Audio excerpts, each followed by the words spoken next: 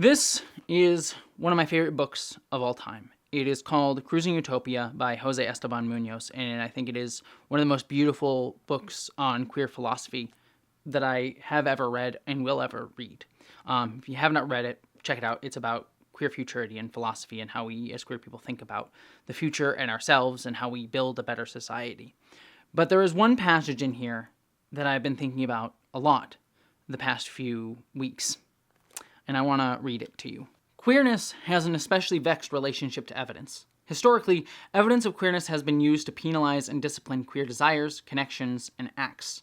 When the historian of queer experiences attempts to document a queer past, there is often a gatekeeper, representing a straight present, who will labor to invalidate the historical fact of queer lives, past, present, and future. Queerness is rarely complemented by evidence, or at least by traditional understandings of the term. The key to queering evidence, and by that I mean the ways in which we prove queerness and read queerness, is by suturing it to the concept of ephemera.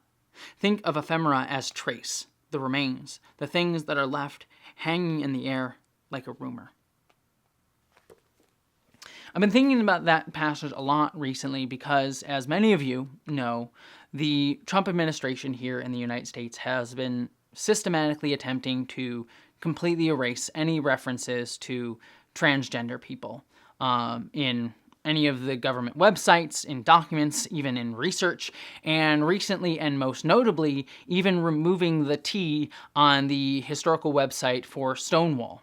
For those of you who don't know, and you should, Stonewall was an uprising that occurred in the late 1960s in New York City, where a bunch of gay, bisexual, and specifically transgender folks fought back against the police who were specifically targeting the gay community for years under many different laws, but also just harassing them as well. The removal of the T specifically from the Stonewall website sparked off a bunch of protests at Stonewall. And the reason is quite obvious. Trans people were very much a part of Stonewall, and in fact, were some of the biggest activists in it. For example, Marsha P. Johnson, who, has been described in many different ways, but at the very least we could put under the transgender umbrella as a person, was one of the first people to show up there, and arguably, there's been some historical debate on this, but was one of the first people to throw some bricks at the police. But obviously, she was there along with other trans people, and were standing right alongside their other queer compatriots fighting back. And it eventually led to the modern gay rights movement, pride movement, and a lot of the push for rights in America came out of that incident. But not only that, transgender people were an essential part of numerous actions throughout queer history in the United States. Take, for example, the riots that happened just a few years before Stonewall in the Tenderloin district in San Francisco, which was led by many transgender people, or at least people that we would categorize under the trans umbrella today, even if they didn't necessarily use those words to identify themselves. In fact, quite often it is trans people who are the ones who consistently show up, and even more importantly to note, transgender people of color.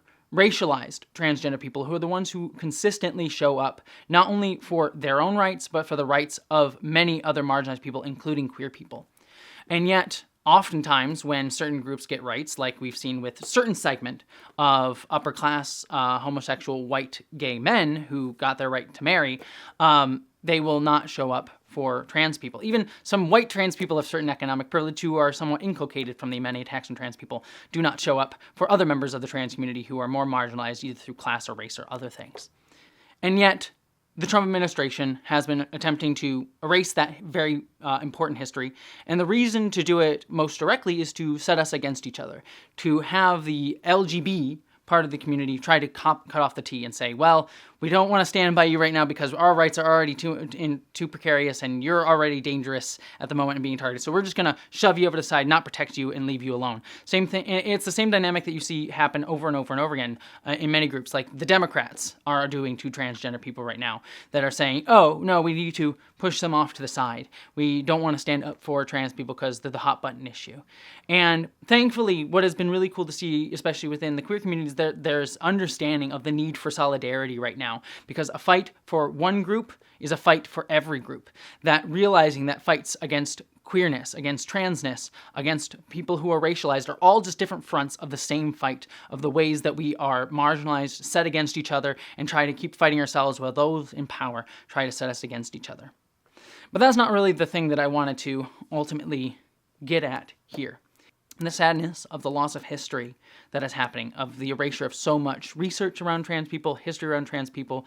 And it makes me think about the power of transgender historians, queer historians, and finding our stories.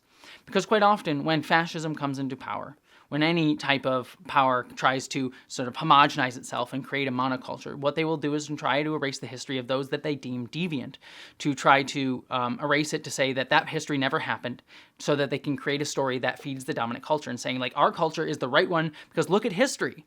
Our history all just leads right up to this.